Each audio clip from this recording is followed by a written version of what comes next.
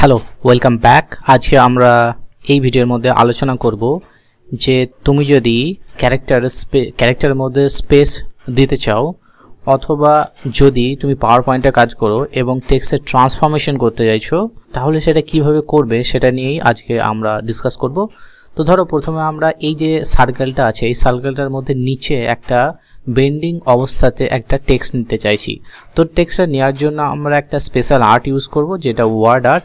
So এখান থেকে যে কোনো আমরা আর্ট ইউজ করতে পারি। ধরো আমি এটা সিলেক্ট করলাম, তো এর মধ্যে আমি একটা ওয়ার্ড লিখব। তো এটা আমি লিখে দিলাম। এখন লেখার পরে আমি চাইছি যে এটা কার্ভ অবস্থায় থাকুক। তো তার জন্য এখানটাতে আমাকে সিলেক্ট করার পরে এখানে টেক্সট ট্রান্সফরমেশন আছে, এখানে ট্রান্সফর্ম আছে, এইখানে দেখো বিভিন্ন রকম ট্রান্সফরমেশনের অপশন আছে। তো আমি যদি এইভাবে করতে চাই নিতে পারি, যদি এইভাবে চাই নিতে পারি। তো আমি নিচের বরাবর নিতে চাইছি, তো সেই জন্য আমি এইভাবে নিলাম। এখন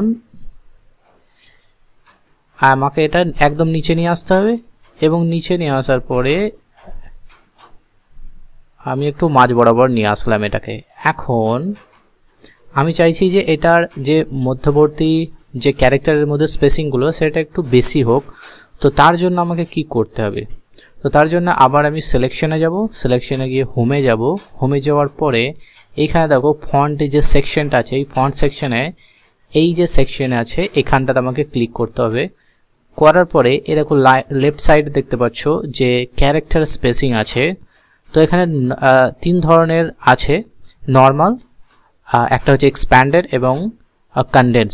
এক্সপ্যান্ডেড অবস্থায় এটা যদি সিলেক্ট করা হয় তাহলে তার মানে কি না, এটা ক্যারেক্টারগুলো একে অপরের থেকে এক্সপ্যান্ড করতে থাকবে। আর যদি কনডেন্স করি তাহলে একে অপরের সঙ্গে জড়াজড়ি বা একটু কাছাকাছি চলে আসবে। তো আমরা চাইছি যে এক্সপ্যান্ড করতে।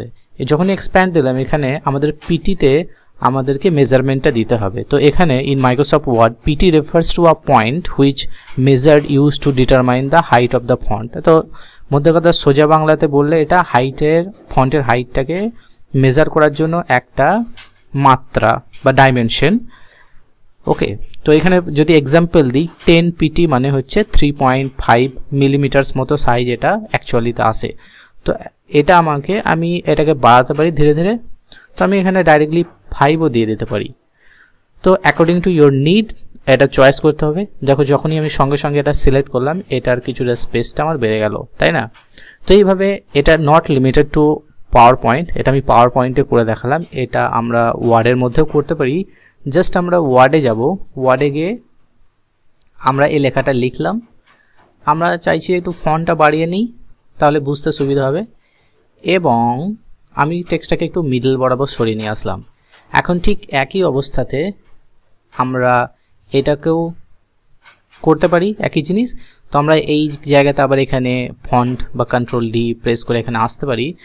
বাট মাইক্রোসফট ওয়ার্ডের মধ্যে দেখা যাচ্ছে যে এখানে অ্যাডভান্স অপশন আছে এবং এখানে আরও অনেক কিছু অপশন আছে। বাট পাওয়ার পয়েন্টে ওইগুলো লিমিটেড কিছু অবস্থায় আছে, তাই না? সবগুলো অপশন এখানে ছিল না পাওয়ার পয়েন্টের মধ্যে। কিন্তু এখানে দেখো স্পেসিং বলে অপশনটা আছে। এখানেও নর্মাল, এক্সপ্যান্ডেড বা কনডেন্সড অবস্থায় তিনটে অপশন আছে। তো আমরা এক্সপ্যান্ডেড নিতে চাইছি এবং এই জায়গাতেও আমরা 5 করে দেবো। হ্যাঁ, তো 5 করে দিলাম এবং এখানে আমরা স্যাম্পলও দেখতে পারি। বাট আমরা এখন দেখছি না, জাস্ট ডাইরেক্টলি ওকে আমরা ক্লিক করে দিলাম। তো ওকে করে দেওয়ার সঙ্গে সঙ্গে দেখো যে ক্যারেক্টারের মধ্যে স্পেসটা বেড়ে গেল। তো এটা যদি আমরা রিভার্স করতে চাই ঠিক একইভাবে ওই জায়গাতে যাব এবং এখানে এক্সপ্যান্ডেড অবস্থা থেকে নর্মাল করে দিয়ে ওকে করে দিলে আবার নর্মাল পজিশনে চলে আসবে। তো এইভাবে আমরা ইজিলি খুব সহজে করে নিতে পারি। ওকে, সো আশা করি ভিডিওটা ভালো লেগেছে। যদি ভালো লেগে থাকে তাহলে একটা লাইক করে দিও। ওকে, আর যদি কোনো প্রশ্ন থাকে কমেন্ট সেকশনে প্রশ্ন করতে পারো। I will try to help you as soon as possible. So thanks for watching this video. See you in the next one. Till then take care, bye by.